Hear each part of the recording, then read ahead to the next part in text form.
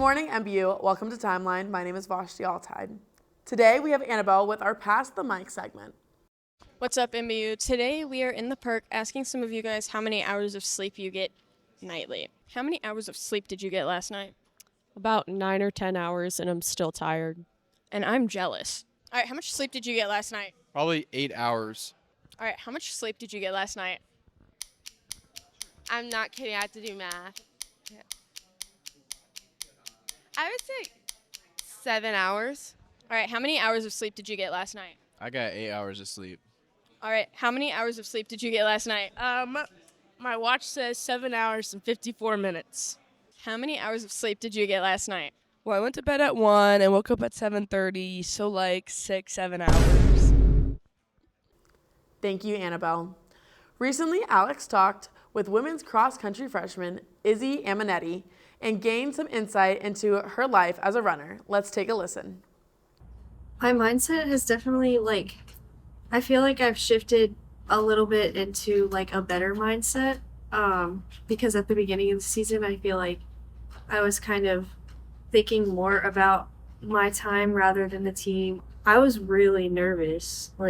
Going into conference, didn't know how it would go because I hadn't run in 4 weeks. My mindset, going into the race was that I just needed to trust in my training and just know that, I've been working hard. I was so excited.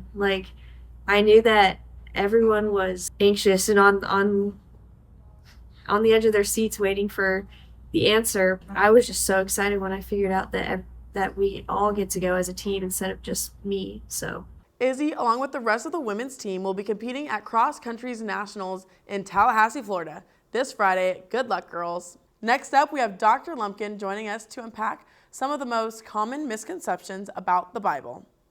Hey, I'm Dr. Aaron Lumpkin, and I'm here to answer some common misconceptions about the Christian faith.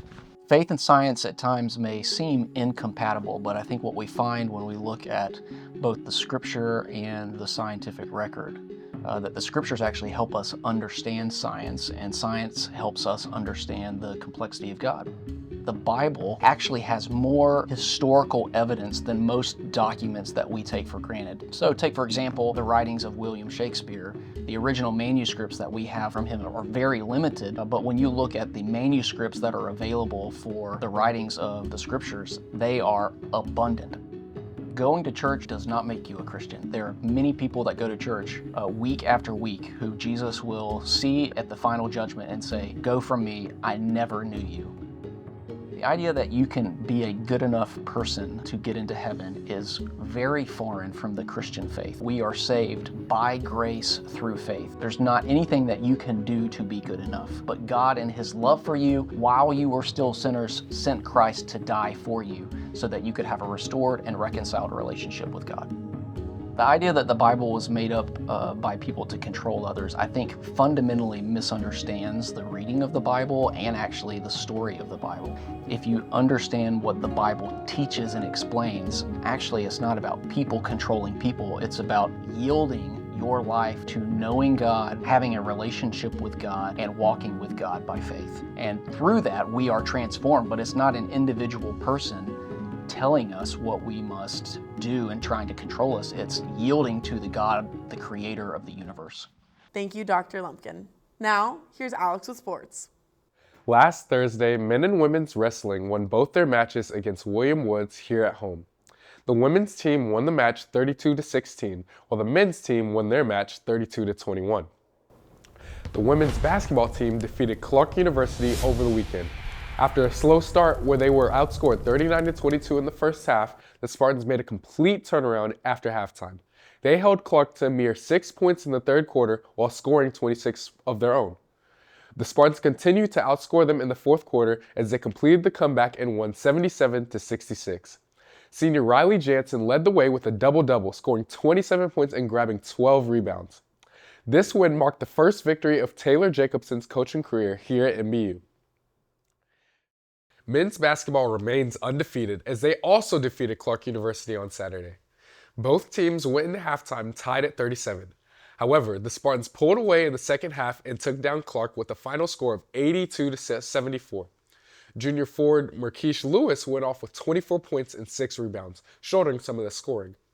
Guards Preston Fortner and Javaris Moy also pitched in, with both scoring 14 points. The Spartans are now 5-0, which is the best start to a season they've had since the 2018-19 season. The football team traveled to Fulton to face rival William Woods in their season finale. The first quarter ended with the Spartans being up 17-14. It seemed like it would be a close game, but it would not stay that way for long. In both the second and third quarter, the Spartans held the Owls to 0 points. While the Spartans were outscored in the fourth, the damage had already been done, as the Spartans absolutely dominated William Woods with the final score of 52-17.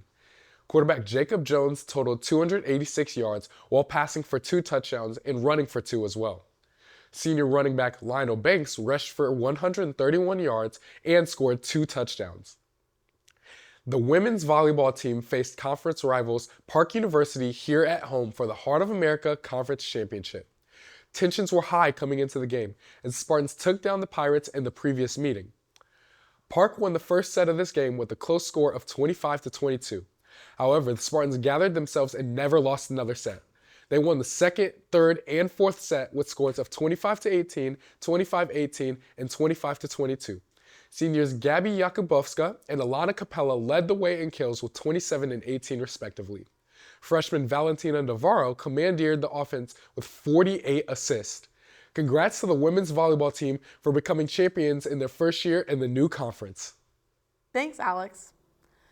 That's all for this week's Timeline. Catch us next week for more updates around campus.